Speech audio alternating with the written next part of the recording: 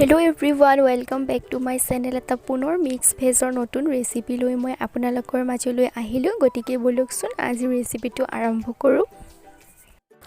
এয়া মই 3টা জিকা, অলপ ৰঙলাও, এটা পিয়াজ আৰু 2টা আলু লৈছো। গুটিখিনি ভালদৰে বাকলি গুচাই লম।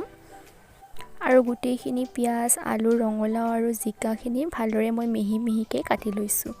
এতিয়া প্ৰথমতে কেৰাহীখনত মই অকমান তেল দিলো।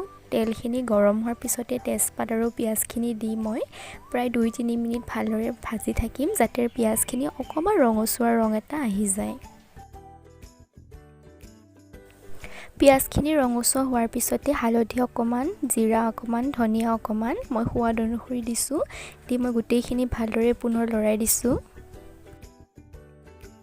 আৰু মছলাখিনি দি অকমান ভাজি উঠি মই গুটেইখিনি কাটি থোৱা সবজি দি দিছো আৰু এতিয়া এইখিনি ভালদৰে লৰাই দিম যাতে সকলোতে মছলাখিনি ভালদৰে লাগি যায়।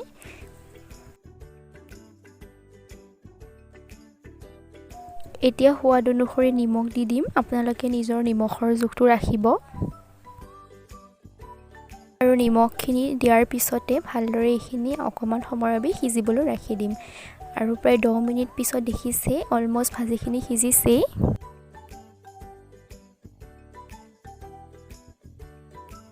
প্ৰায় 5 মিনিট মান পিছত গুটে ভাজিখিনিৰ পৰা পানী ওলালে গম পাম যে ভাজিখিনি সম্পূৰ্ণৰূপে সিজি গ'ল। আৰু এতিয়া মই এইখিনি অকমান শুহিবলৈ ৰাখি দিম। আলু এটুকুৰ ভাঙিও চালো যাতে গম পাওঁ। আৰু এ দেখিছে অলমোস্ট আমাৰ ভাজিখিনি ৰেডি হৈয়ে গ'ল। গতিকে আপোনালোকেও জনাবচোন এই ভাজিখনৰ ৰেচিপিটো চাই কেনেকুৱা পালে। আৰু যদি ভাল লাগিলে লাইক কৰিব, কমেন্ট কৰিব, শ্বেয়াৰ কৰিব, চেনেলটো সাবস্ক্ৰাইব কৰিব। Thank U.